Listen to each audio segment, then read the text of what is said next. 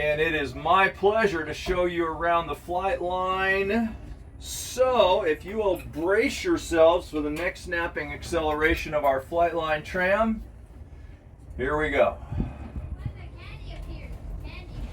The little blue and white airplane on our left is a Cessna Model 152. It is masquerading as a Cessna Model 172.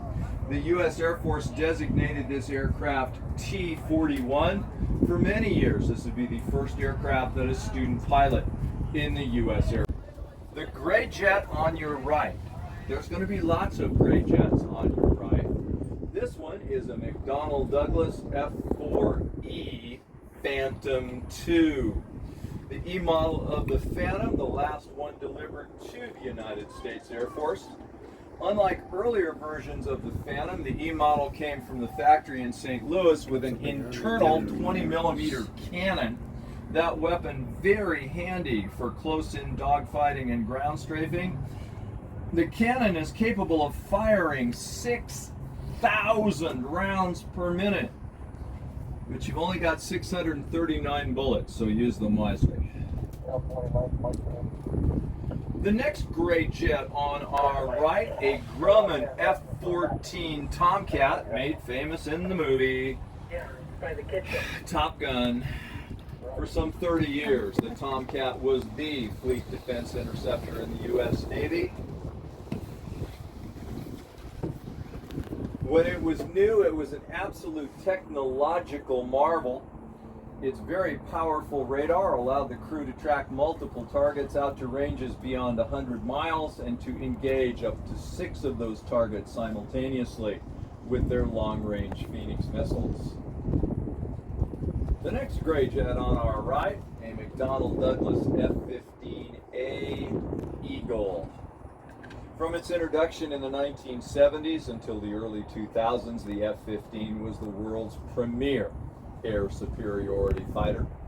F-15s have seen combat with the U.S. Air Force, with the Israeli Air Force, and with the Royal Saudi Arabian Air Force. At last count, F-15s had destroyed 104 hostile aircraft in air-to-air combat. No F-15 has ever been shot down in air-to-air combat. Right, a Boeing KC-97. This is a flying gas station from the 1950s. Now I want to get you guys an up-close look at our Century Series jet fighters. So, we're going to loop around here and come back to the KC-97 in just a few minutes. Aircraft number 418 is a McDonnell F-101B Voodoo. This is a 2-seat twin-engine all-weather interceptor. The gray airplane with the blue stripe and the bold white stars on the tail, a Convair F-102A Delta Dagger. This is the first supersonic interceptor in Air Defense Command's inventory. The most famous F-102 pilot was a young Texas Air National Guardsman, First Lieutenant George W. Mach 2, or twice the speed of sound. Not only could it go fast, it could climb like a rocket, but it couldn't fly very far, and it had the turning radius of an ocean liner, and those factors limited the F-104's career with the U.S. Air Force. We only bought about 300 of these aircraft, and they had been phased out of Air Guard service by 1975. Excuse me. Different story, though, with our NATO allies. They loved the Starfighter, bought them by the hundreds, and flew them for decades. Aircraft number 803 is a Republic F-105B Thunder Jeep. Nobody ever called it that. This is a Thud. The airplane was designed to deliver tactical nuclear weapons to the battlefield. Thank goodness we never had to do that. It was pressed into service as a strategic bomber in Southeast Asia, a role for which it was never intended. Flying from bases in Thailand, the thuds went north day after day. They flew into the teeth of the most sophisticated anti-aircraft defenses in the history of warfare up to that time, and they operated under extremely restrictive rules of engagement. When you take those factors into consideration, it's not a big surprise when you find out that of the just over 800 thuds built, almost half of them were lost. This is a two-seat, twin-engine, all-weather interceptor from the 1950s. The very sleek white jet is a Northrop T-38 Talon. This is the world's first supersonic trainer. The little straight-wing aircraft, a Cessna T-37, nicknamed the Tweety Bird, or most accurately the dog whistle, because that's what the engine sounded like. Oh, there it is. That is a Boeing 737 with very, very, very few markings on it. It is a United States government aircraft. It's going to Nevada. You guess where? The Gray Jet, a Lockheed T-33. This is the two-seat trainer version of the F-80 Shooting Star, which was the first jet fighter to serve in large numbers with the U.S. Air Force. Well, the F-80 came and went fairly quickly, but the T-33 soldiered on and on for nearly 40 years. Next up on our right, two of the most widely used training aircraft of the World War II period. The airplane with the red engine cowling and the red propeller spinner is a consolidated Maltese BT-13 Valiant. Aircraft number 60, a North American T-6 Texan. Looking for just a moment to our left, the big jet in the gray and green camouflage is a Lockheed C-141 Starlifter. This is the first of the all-jet powered heavy lift transport aircraft. No doubt about it, the highlight of the C-141's career came early in 1973 when Starlifters flew into Hanoi to evacuate our POWs at the end of the Vietnam War. Moment to the right, the twin-engine aircraft in the gray and white color scheme, a Convair C-131. This aircraft could be configured as a flying hospital, a flying classroom, or like this one, a VIP transport. The big gray airplane just in front of us on the right, a Boeing KC-135 Stratotanker. This is the first of the all-jet powered tanker aircraft. KC-135s entered service back in the 1950s. They continue to serve in the 21st century. The camouflage jet coming up on our right is a Martin B-57. This aircraft, based on a British design, very much of a jack of all trades. It could be a tactical bomber, it could be a photo recon platform, or like this aircraft, it could be modified for the electronic warfare mission. B-57s were the first jet-powered aircraft to see combat in Southeast Asia. Well, they say that beauty is in the eye of the beholder, and she's just beautiful. On our right, our Boeing B-52D Stratofortress. But if you flew her, if you flew in her, if you maintained her, you called her with love a buff. Buff stands for big, ugly, fat fella. Big, ugly, fat fella. Yeah.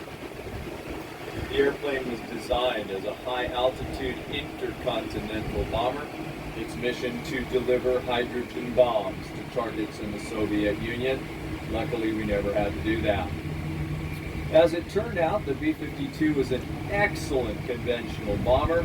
This particular aircraft flew 170 missions in Southeast Asia. Everything about the Buff is impressive. Arguably, the most impressive feature are the wings. They span 185 feet and they are very flexible. The wing tips will travel through approximately 16 feet of arc, 10 feet up, 6 feet down. A while back, we had a former B-52 aircraft commander volunteering at our museum. He told me he could never explain it, but for some reason his Buff went faster when the wings were flapping. The B-52 made its first flight in 1952, just a coincidence, and entered service in 1955. Last time I checked, there were about 75 B-52s still flying with Global Strike Command. The newest B-52 in the U.S. Air Force inventory rolled out of the factory in October of 1962. The silver and white airplane is a Boeing B-47 Stratojet. This medium bomber was in service with Strategic Air Command from the early 1950s to the mid-1960s. No B-47 ever dropped a bomb in anger, but they did fly some of the most secret, some of the most dangerous missions of the Cold War. Aerial reconnaissance. Colonel Hal Austin, longtime member of our museum's board of directors, flew a daylight spy mission over the Soviet Union in a B-47 back in 1954, and yes, he did have to run for his life from the MiGs. The great propeller-driven aircraft number 704 is a Douglas A-1E Skyraider. The Skyraider was the last piston-powered aircraft to see combat with the United States Armed Forces. Skyraiders first went into action in Korea with the Navy and the Marine Corps. A decade later, the Air Force acquired several hundred of these aircraft, used them very effectively in Vietnam in the close air support role. The gray jet with the white nose and the blue stripe on the tail is a Northrop A9. Northrop built two A9 prototypes in hopes of winning a contract which would eventually be awarded to Fairchild Republic for its A10 Thunderbolt II. We are very fortunate here at the Marshfield Air Museum to have one of the two A9 prototypes on display. This is one of just a handful of aircraft in our collection that the Air Force Museum in Ohio does not have.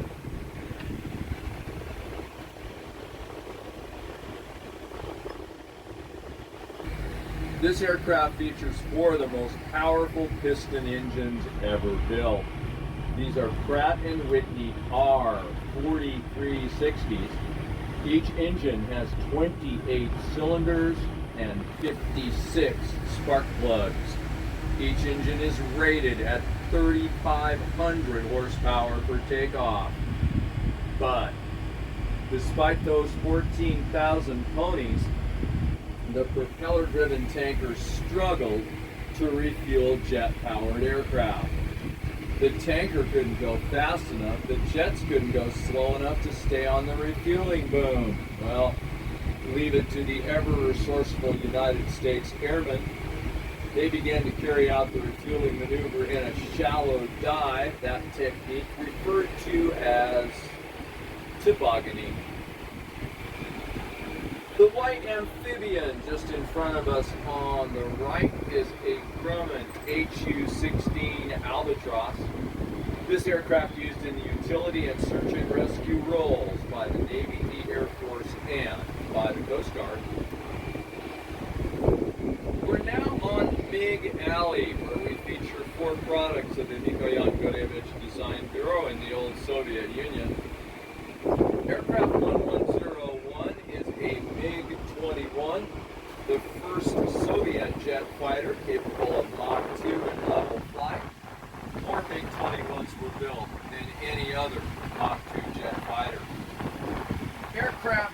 V12409er, a MiG-19.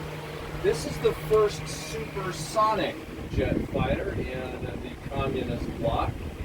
This particular aircraft is a Vietnam veteran, their side. Aircraft 1605, a MiG-17. This classic jet fighter from the 50s served with virtually every air force in the communist bloc and the Arab world at one time or another. Aircraft 273 is the two-seat trainer version of the MiG-15 of Korean War fame. When MiG-15s made their combat debut over Korea late in 1950, they came as a very nasty shock. The B-17 made its maiden flight in 1935. In the depths of the Great Depression, the then Army Air Corps could only afford an initial order of 13 B-17s. Well, little did anybody know at the time, World War II was just around the corner. We would build nearly 13,000 B-17s. Along with the consolidated V-24 Liberator, and what I would give you have one of those aircraft in our museum collection, the B-17 formed the backbone of the strategic bombing campaign against targets in occupied Europe. This airplane is a Southern California native, built under license by Douglas in Long Beach in 1944. The airplane was delivered to the 15th Air Force in Italy.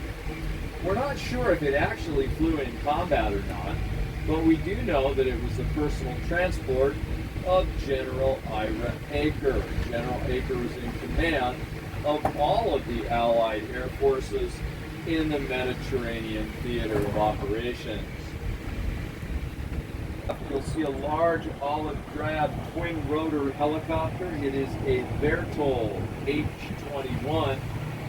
This aircraft used in the utility, transport, and search and rescue roles by the U.S. Air Force. The official Air Force nickname for the helicopter was the Workhorse, but for some reason people generally just refer to it as the Flying Banana.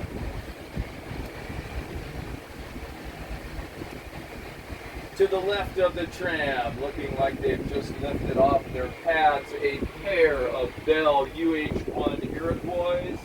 Nobody ever called them that. These are Hueys, the workhorse aircraft of the Vietnam War. The Huey could be a slick, a transport, a hog, a gunship, or a dust-off, a medevac helicopter, and it performed all of those missions very, very well indeed. The only thing that performed better than the helicopters were the brave crews that flew her into battle. A total of 9 Medals of Honor were awarded to Huey crewmen for heroism above and beyond the call of duty in Vietnam. Only 6 of those airmen survived to receive their medals.